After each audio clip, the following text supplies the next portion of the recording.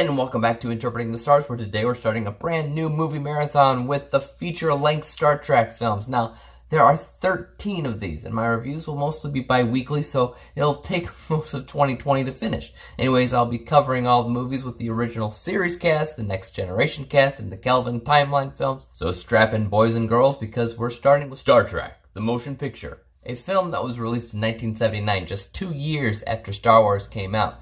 I wonder if there's a connection. Now, before I start this review, I want to let y'all know that yes, I have seen all of these movies in the past, and no, I'm not a typical Trekkie, so I don't have any real knowledge in the show. But I'm a Trekkie in the sense that I want to watch the shows, I'm just so busy that I haven't. Now, if you're done deterging, we should get cracking.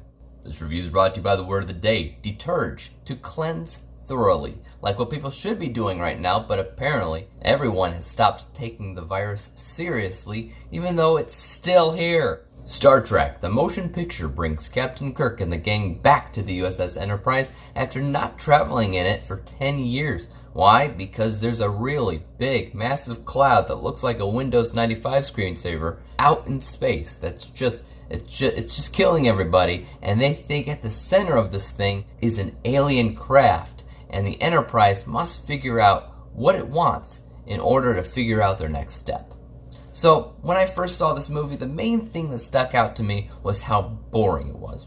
Boring was a word that I used a few times in my original written review because I didn't fully understand the film or what it was really going for. It was clear to me that it was just a reunion film that wanted to kind of piggyback off of the massive success of Star Wars. In general, I still mostly believe that, but I was able to enjoy it a lot more this time around. My original score for the movie was 48%. I was pretty put off by it. I can tell you that my score has improved, so stick around to the end to see that updated score. What this film does well, I believe, comes down to tension. Once you get around to the fact that the main bad guy in this movie is basically a big fat cloud, I think most people can get behind the tension because it has the overall feeling that the stakes are indeed higher, and everybody on that ship mirrors that idea. They might as well be looking at one giant purple unicorn, but at least they were all in sync as actors, portraying the same basic emotion. And that's honestly very, very good.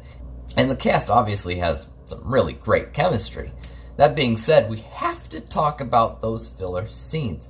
We have to, it's unavoidable. There's a lot of shots in this movie that take forever because the movie is trying and failing to be visually appealing. First, we see it when the Enterprise is first reintroduced after 10 years of being away. Kirk is flying a little space bus around the entire massive Enterprise, and this sequence feels like it's 15 minutes long. It's just one shot of the Enterprise, which switches to Kirk's face in awe. And then it shoots back to the Enterprise, and then it shoots back to Kirk's face, and then it shoots back to the Enterprise and back to Kirk's face. Then when you think it's done, it keeps going because, well, the audience hasn't seen the other side of the ship yet.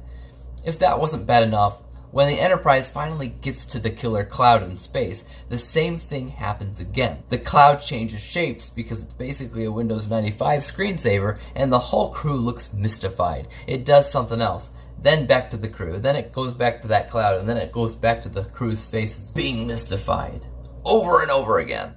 This is not how you film a movie, guys. It just isn't. That's how you film an artsy-fartsy project film. And if the visuals were good, that'd probably be okay, but the visuals weren't good. The visuals, like I said, was like a Windows 95 screensaver. The planets orbiting in space look so horrifyingly bad. It's a shock to me that this came out 2 years after Star Wars. But I guess it makes sense. They didn't have the same equipment or budget. Never mind, I just looked it up. It had 3 times the budget of Star Wars.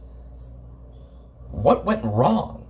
Fortunately, the people who wanted to see this when it came out probably didn't have as much expectations going in, so they probably weren't let down as much as me. Or if the movie came out today. Take that as you will. My unbiased opinion on this film is that it does a lot of things safely, meaning it basically did what it set out to do, which is good, but it hasn't aged well. My unbiased score is 76%, which isn't bad at all, but my biased score is a lot lower at 50%, because this is kind of a dissatisfying film. These two scores averaged together, it comes down to 63%, 63 out of 100 possible stars, granting this movie with a D letter grade.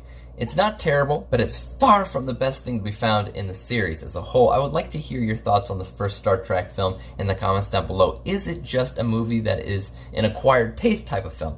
Or is it just something that hasn't found its footing yet? You decide and let me know below. As for YouTube, you know what to do. Hit the subscribe button if you like this review, because there's more like it coming out. Hit the thumbs up button, because that always helps out my channel. And don't forget about the little bell icon, because that helps notify you when I come up with my next review. And until then, peace out.